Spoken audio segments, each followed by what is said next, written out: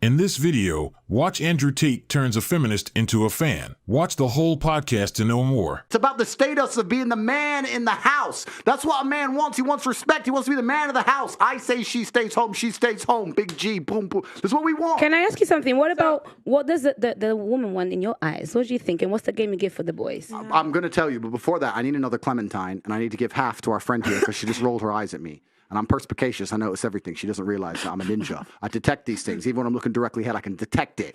So I'm going to give her some of my Clementine, and she's going to feel better. So I'm going to get a Clementine for her. Would you like some Clementine, my dear? I'm sure. You want some Clementine? I think for me, it's like... I asked you a question. Would you like some I would Clementine? love some, You want some Clementine? Yeah. We're going to hook it up. Okay. Clementine's coming.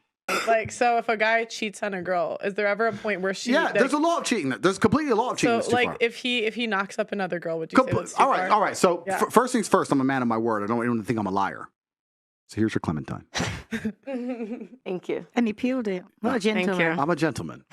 Right. So, obviously, I'm not saying blatantly disrespect your woman, right? She's your woman. She's your queen. She's the most important thing in the world to you. I was going to say... Andrew, she said. Andrew, I want to hear. I really because you've been through a lot in your life. When she told me that you were going to be on and we were going to be on this panel together, I started watching a bunch of your videos, and it really was like there's so much that you have been through, which is why you have a well of wisdom, right? And the difference between me and you is that you're glorified for it, and I am burned at the stake for everything that I've been through.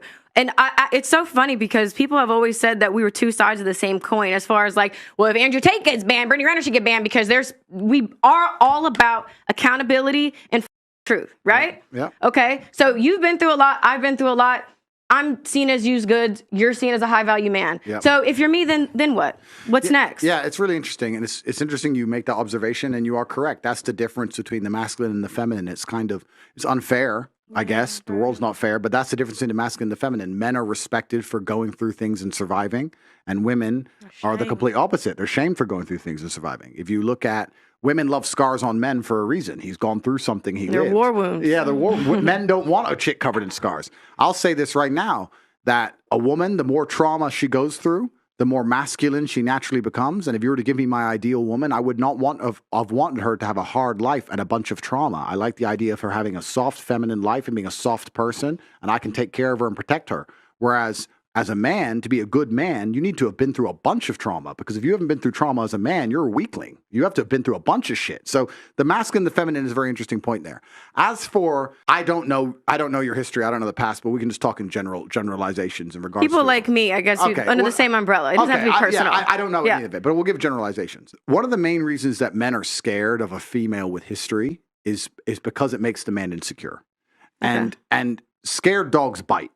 So this is why men will snap or get angry quick, or they'll bring up your if you get in an argument with him, he'll bring up your history, whatever. But a lot of it is insecurity, and it's not insecurity because the man is insecure. The female paradigm in society convinces men, any man who says anything, you're insecure. It's not insecure in that way. It's insecure in a very realistic, logical way. Like I was saying earlier, she's had a lot of life experience. Let's be honest. Am I the richest guy she's ever had? No. Am I the most famous guy she's ever had? No.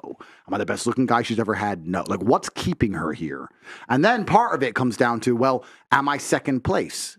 If she could do better, would she do better? Like, there's a whole bunch of insecurity involved. And that's where tiny things, like I know it sounds like dumb shit, tiny things about the favorite car brand become more important than ever, right?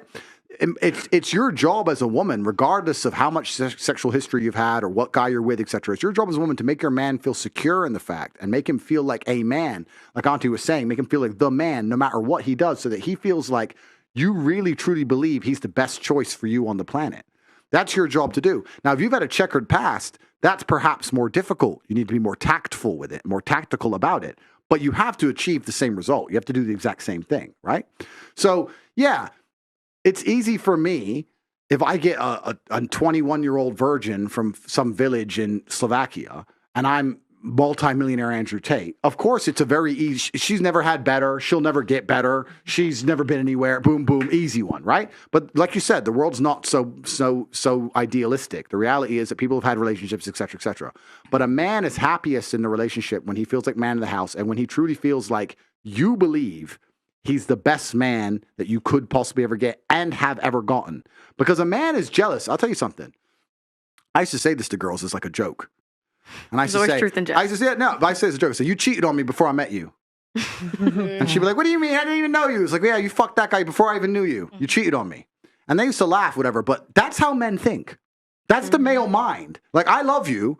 And you've been fucked by who? But I didn't know you. I don't care if you knew me. You should have waited. What do you mean? But that's the male mind. So he is in competition with all of your exes and all of your lifestyle and all the things you've done permanently. And it's down to you as a woman to sit there and go, how do I make him secure in himself and secure in his masculinity and make him believe that investing in me is still worthwhile because I still truly value him, despite the fact that I could do X, Y, Z. I hope that gives some clarity, but that's the answer. So how